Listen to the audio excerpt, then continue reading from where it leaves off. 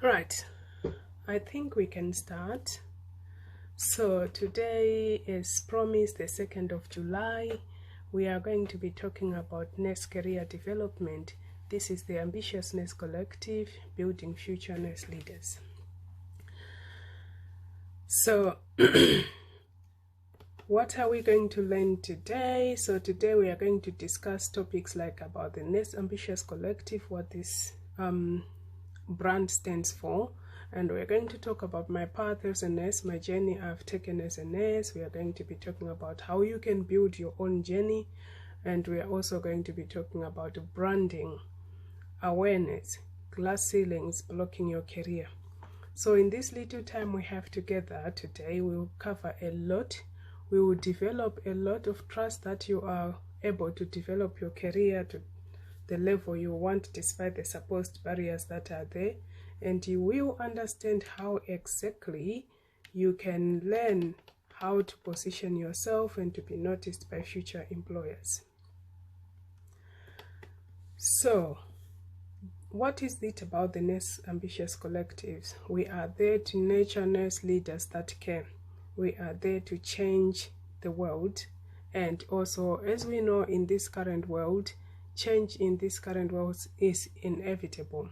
So I started the Ambitious Nurse Collective. It was born out of the need to help nurses by myself, a fellow nurse. There are 3 arms to this Ambitious Nurse Collective. So we are looking at career development, supporting junior nurses, newly qualified nurses, and student nurses, and aspiring nurses. We also have got a financial arm to this, where we help nurses that want to that are struggling with financial difficulties, so that they can also build their credit rating.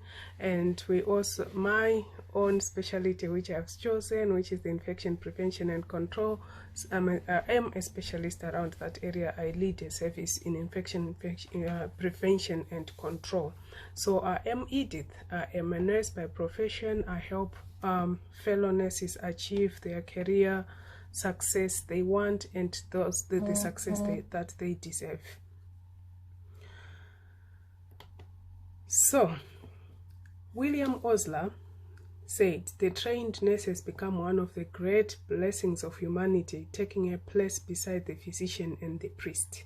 So nurses are very much they are very much respected individuals within the community, as much as physicians, as much as priests, policemen. Nurses also stand in those well-respected professions.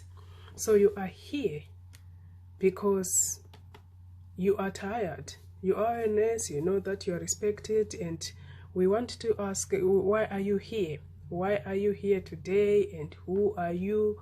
What do you currently do? What is your goal for being here? So you are here today because you are tired of working stressful rotational shifts, and you have missed countless family events. You feel burnt out, and you feel sick and tired of working short-staffed. It's very short-staffed out there. I think most of you, if you work in a department or division or within your hospital or your clinic, if you are fully established, you are one of the lucky ones out there. Otherwise, most of the areas people are working short-staffed. Nurses is a profession which is in demand. But if you have been a nurse already, and you know what I'm talking about, you know what it is like to feel burnt out, you are sick and tired of always being short-staffed and having to make decisions that are above your pay grade, you feel stuck and frustrated, you are unfulfilled in your job, and you feel you have been overlooked for promotion and pay rises, you are not sure what's next and what you really want in your career. You just feel, you maybe just feel like you need a change, so you've come here to listen today, and in need of someone to guide you. So that's what we are here for as the Ambitious Nurse Collective. You are an ambitious nurse and you want to make an impact, so you are here today for that purpose. So how do you get to get out of all the pains and everything you are experiencing? You need to be competent. You need competence. there are 4 levels of competence you need to be aware of. So if you are familiar with the Maslow's hierarchy of needs, which is like a pyramid, it starts from the top and then you've got the bottom, which is wider. So if we start looking at the 4 levels of competence, I like using pyramid models, and I will use a lot of them in most of my presentations. So the 4 levels of competence we are looking at, there is something called unconscious competence. So what you know has become second nature. That's unconscious competence. So you know something, but it doesn't make an impact to you anymore. And then there is another level called conscious competence. So you are aware of what you know. So you, like what we have just explained, you are here because you feel frustrated. You feel you are burnt out. You know that you are working always very short-staffed. So that's a conscious competence. So you are aware of your surroundings. You are aware of your needs. So if you are in this stage of conscious competence, you're one of the lucky ones. Then we've got what we call conscious incompetence.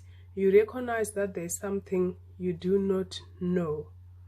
So conscious incompetence is not a very good thing to do, or even a very good level to be in.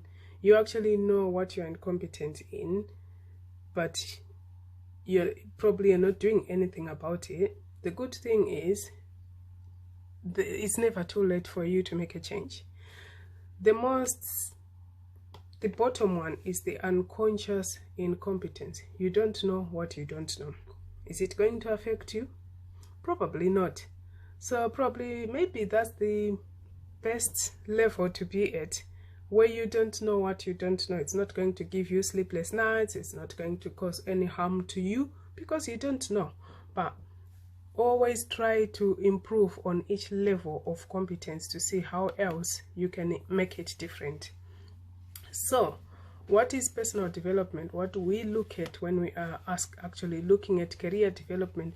The most important thing is to develop yourself first before you start to think about how else different or how else can you where else can you go.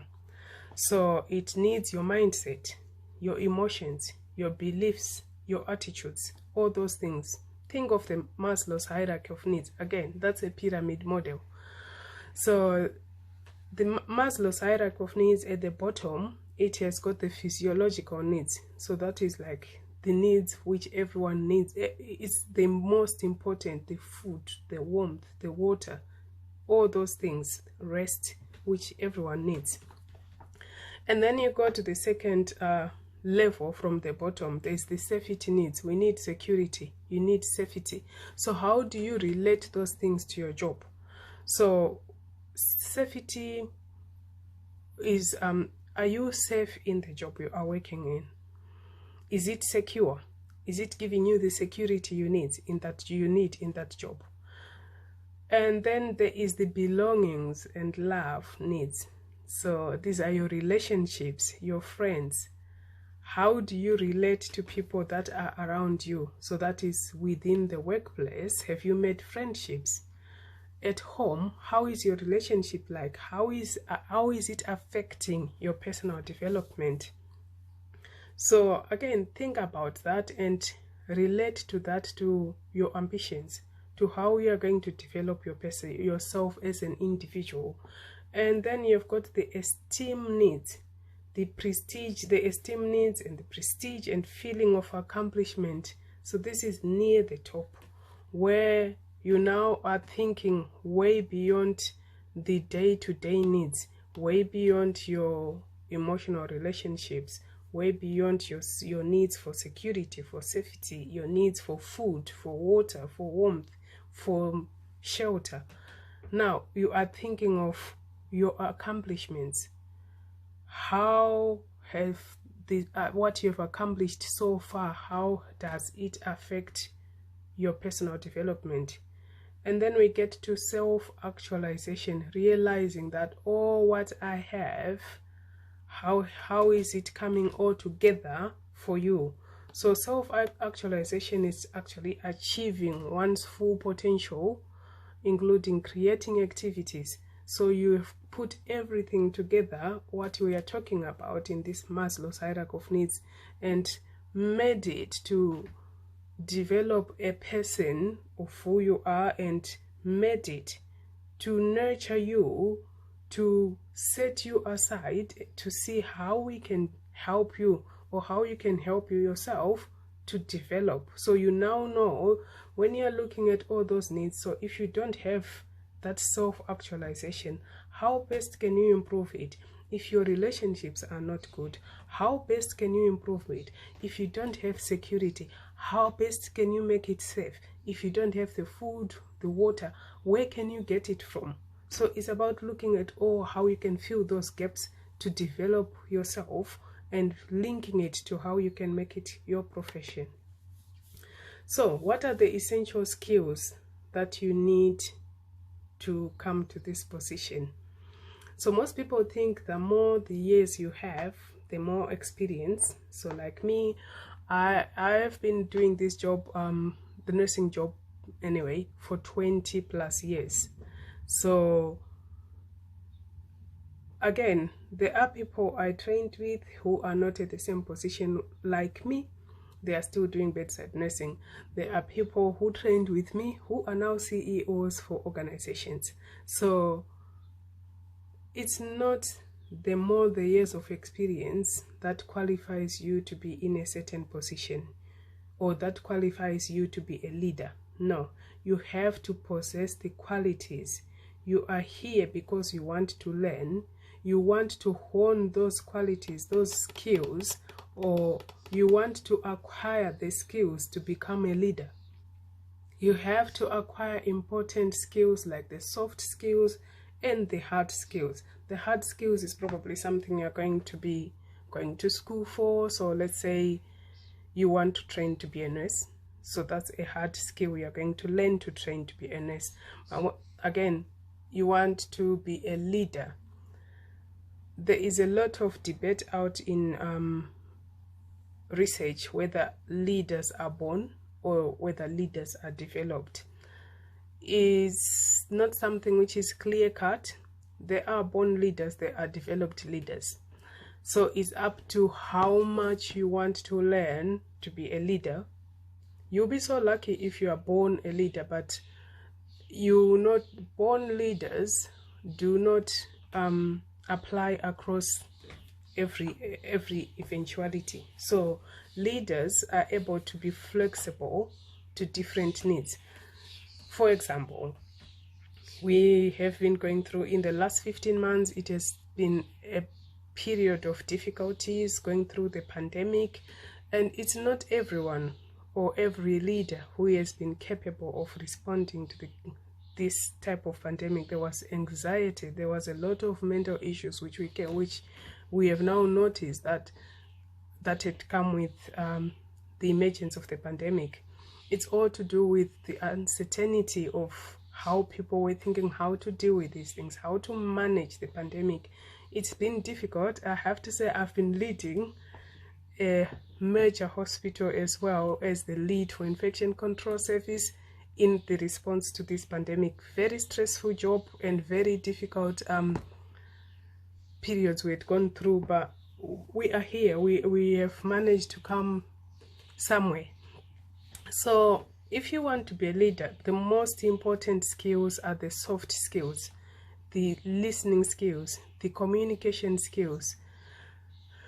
As you become a good leader or a great leader, you become more of a listener than the one who talks most, because you need to listen to a lot of different opinions for you to come up with a solution, or to come up with a way how you are going to lead your followers.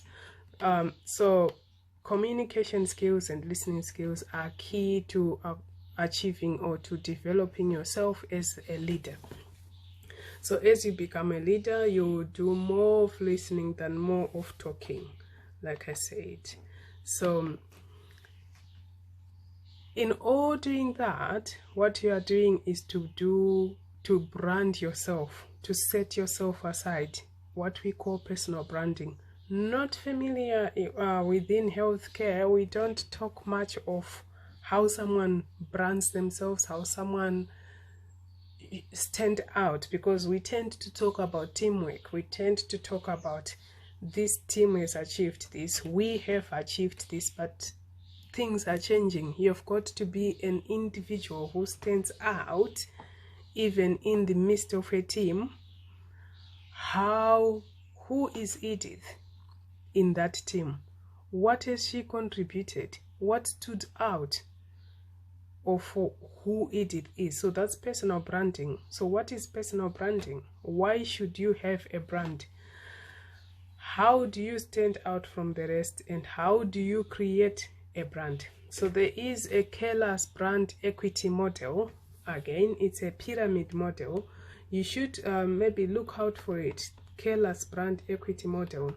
So Keller starts with salience and noticeable at the bottom of the pyramid. That's what he puts there, which is like about identity. Who are you? Who is Edith? So when people see Edith, who do they say Edith is? Do they think of the groundbreaking nurse? Do they think of Edith as the nurse who led the pandemic for a large hospital organization? It's a very big teaching organization. Or do they people think that I messed it up? What do people, when they see me, how do they identify me? So, and then you go to the second level of the pyramid. Keller talks about performance, imagery. What are you? The meaning. What are you? So it's, for example, I am Edith. I run the Ambitious Nurse Collective and I help nurses to achieve blah, blah, blah, blah, blah. I am Edith. I run the Ambitious Nurse Collective.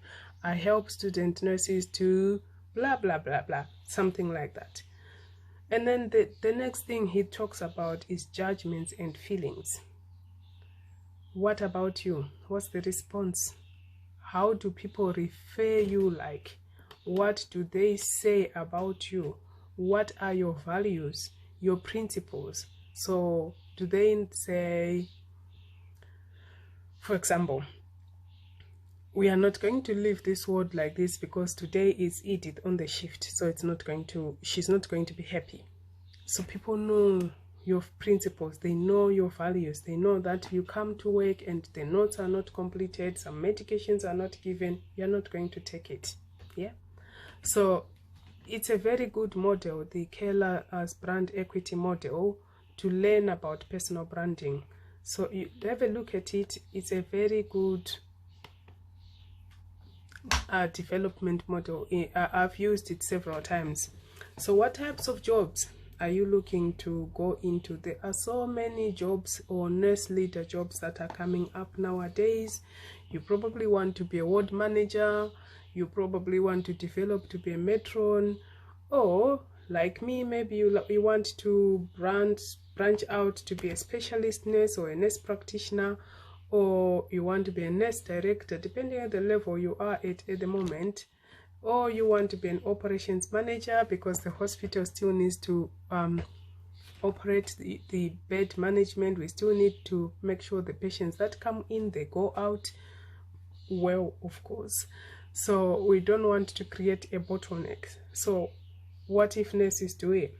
Isn't it better because you understand better the flow of how to manage the patient, the patient's journey actually.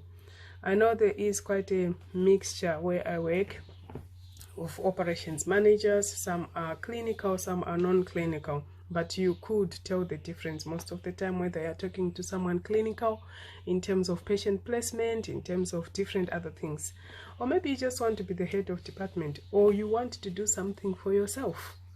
Just like what I have done as well, I do run a separate Ambitious Nurse Collective aside, as well as leading an organization as the infection control nurse specialist lead nurse. So how did I come to be here? What's my path?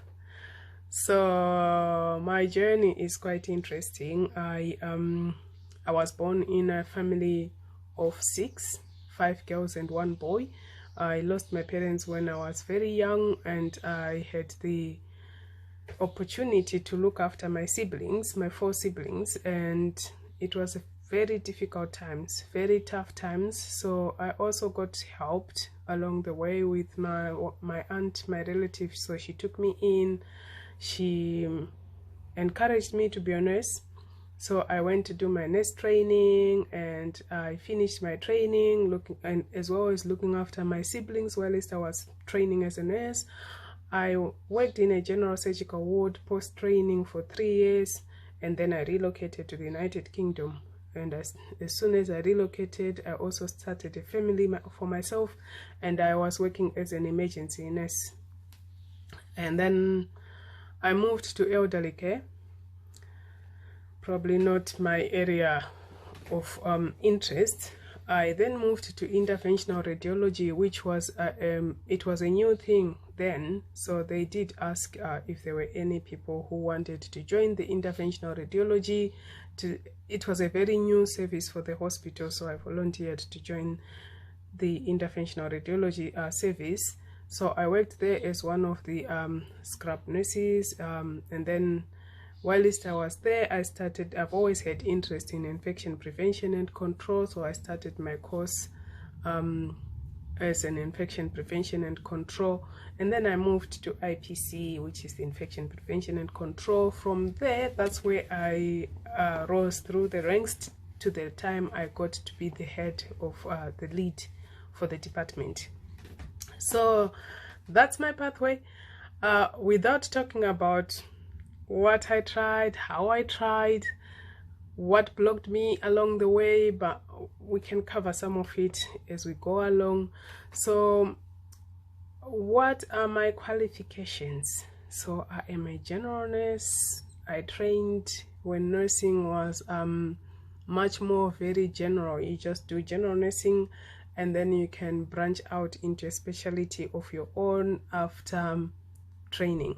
So I did a bit of everything, from midwifery, pediatric nursing, psychiatric nursing, district nursing. So I've got some knowledge. I know it's been some time, but I've got some knowledge in every area of those specialist areas of nursing.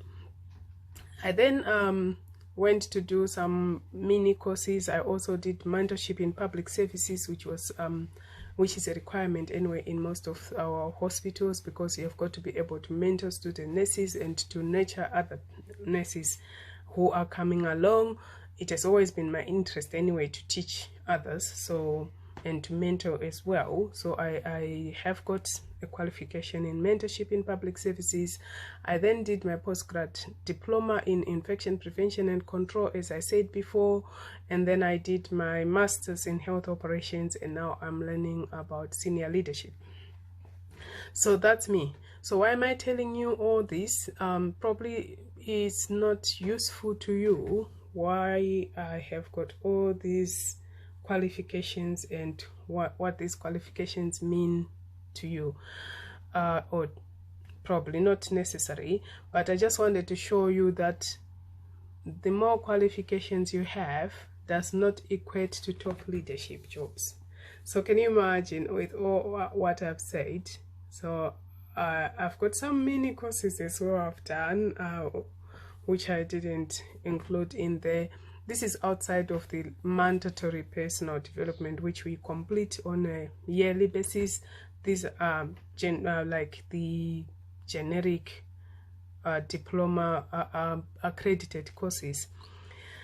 So yes, you would think, oh, with all that, you've got a master's in health operations, you are starting to be a senior leader. So the program I'm doing for leadership is for executives. So why you should be a CEO of some sort. Remember, I told you my colleagues, I've got some colleagues who are already CEOs. I'm not a CEO, and not my line of work I look forward to go to, but probably I'll be CEO for the Ambitiousness Collective. So with all my qualifications, I'm sure I should be one, but don't be discouraged if you want to further yourself along the education pathway. but especially in nursing, if you want to further yourself, be very strategic. So make sure you think about it before you start to do any postgrad profession. Because if you're going to go and do some postgrad course and come back to your normal job, it's not going to change anything. It's still the same nursing job you're coming back to, unless you do something to move away from there. Like I said, you've got to be strategic while you're doing it and what you're going to do when you finish. So what are the other common career mistakes I have seen or have experienced myself when I was developing as a junior nurse?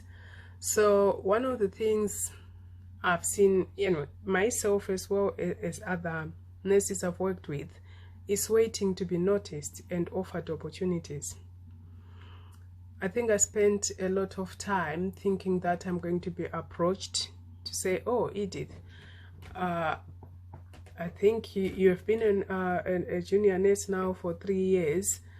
We've got a position coming up. It never happened to me. So I started noticing that there are some people who were coming as my juniors, and I'm doing everything. I was so dedicated and did everything, thinking that I'm being noticed, I'm standing out of everyone else, I'm a very good nurse, but people were being promoted and I'm still there. I start thinking, hang on, what's going on? I'm the senior person here. It should have been me. No, it doesn't work like that. So you hear people most of the time saying, I don't want to overstep the mark. I let my work speak for me. Yes, I've done that, but it didn't speak for me. I don't want to come across like I'm desperate. No matter how hard I work, I can't get noticed. I'm burnt out. I'm overwhelmed. So yeah, so I've been there. And also another mistake which I've made, and which is made by many other people, is not promoting myself and my achievements. Whilst I used to participate in a lot of things, I also was coming up with other initiatives. Other people were just taking, enthusiastic people will just say, oh, that's a good idea, and then they take it forward, and now it's their flagship. And then to me, it's like, oh, we are a team, we shouldn't be letting, and those people were flying higher, and I'm still looking. So whenever you're doing something, learn to promote yourself. It's the little things that make a difference. So you could just be thinking, you are in a ward, you know that something is not working. How best, you've got some idea of how best you can make that different. So you're going to start thinking, or you suggest to say, why don't we maybe remove our patients' observation charts out of the side rooms or out of the bedside to reduce infections, and let's put them outside so that there's minimal handling. That's a small project. You would think, oh, that's just common sense. Just move them out of the bay, or just move them out of the patient's room and put them outside. No, it can be well planned, and it can be somebody's flagship project. And people who are smarter, they can make those projects stand out and promote themselves and make this like their achievements. And the next thing, they are gone. They are flying like high flyers, and you are still there. And also not future-proofing your career. Again, if you're not promoting yourself, you're not publishing your achievements, you're waiting to be noticed, you're waiting to be offered opportunities, then there is no future-proofing of your career. All what this is doing is costing your time, lose opportunities, and you're losing opportunities, and also you're losing income. Probably you should be earning more than what you're earning now. It's affecting your health, and it's affecting your relationships at times. So make sure you do all those things. You promote yourself, you get yourself out there to be seen, you future-proof your career. Remember, what gets you to where you are now does not get you to the next stage. You have got to change strategies. So if you, like, remember I said, it's not always that you go to school to to get to the next stage. Yes, you do have to learn some of the skills and what is required for that next stage, but it's better to do it and then you perfect it when you get there. So if you became a nurse because you trained to be a nurse, or you became a midwife because you trained to be a midwife, if you are now thinking that you want to be the head of the midwife, you're not going to go back training. You've got to change tactic. How are you going to be the head of the midwifery team? You've got to change tactic and start being, you start acting like a leader. You start acting like someone who can change practice. You start acting, so it's a very different tactic altogether. So, in summary, excuse me, the 3 factors that impact your career is your performance, your image, and your exposure. That's all what I'm talking about. So that's all what you have to make sure those 3 things are standing out for you. Your performance is standing out, but don't let your performance speak for itself. You've got to show yourself that you can perform. Your image, you've got to have an image of a leader. You should be able to show yourself that you can lead, and people should be able to respect your image. Exposure, it's networking, it's getting all your work out there. People know that you are doing these things. Get yourself to those senior leaders in your appraisals or your developmental plans. Come up with a solution, or like tell your boss where you want to be and ask them to help you to get there. You've got to ask them. They are not going to do it for you. You've got to say, so this is what I want to do, and how can you help me to get there? So you've got to be seen to expose yourself. And always, if you want to get there, go and knock to the doors of those people where you want to be and ask them, how did they get there? How can they help you to get there? So get yourself exposed, network. And then all that we have spoken about will give you clarity. When you get clarity, you become purposeful. You become focused. You become visible. You become confident. Remember, we spoke about getting yourself to be seen. We spoke of personal branding. You see, everything I'm talking about is all coming to be you. Who is you? What's your brand? So you've got, now you need clarity to be able to be purposeful. So when you've got clarity, you know that this is your journey. You want to be a health operations director. So that's what's your purpose to get there? You become focused. You start looking at ways of how you're going to be a health operations director. One of it is maybe being here so that you can revisit your life. You can reflect and see all the steps you have taken so far and try and develop yourself and close the gaps where you have gone in and you realize that, oh, actually I remember doing that project, but I never told anyone about it. So you're now starting to think, how can I make myself be purposeful? How can I focus myself? And especially, like I said, if you want to be health operations director, go to the office of the health operations director in your hospital or in your organization. Ask them, what does it take for one to be an operations director? I can tell you, especially if you have seen 1 or 2 different operations directors, if you ask both of them, they will tell you different pathways altogether, but there will be always one that resonates with you. And when you have got clarity, you'll be visible. So people can see you. People will realize that, oh, so-and-so can do this project. They know that you are visible. And you'll be confident. So you are not afraid to go and ask for what you want, because you know who you are. You are focused. You are purposeful. Yep. So that's very important, those things. So it has been a useful day today, and keep in touch with the Nurse Ambitiousness Collective. We are on Facebook, we are on Instagram, and We are also on Pinterest, same name, The Ambitiousness Collective. And if you want a one-to-one, you can always book a one-to-one through our Facebook page, or Facebook. You can join our Facebook group as well, or you can also follow us on our page or on Instagram. And you can email us as well. It's the asacoachingconsultants@gmail.com. We run our group coaching services as well as bespoke one-to-one services. Let's meet next time.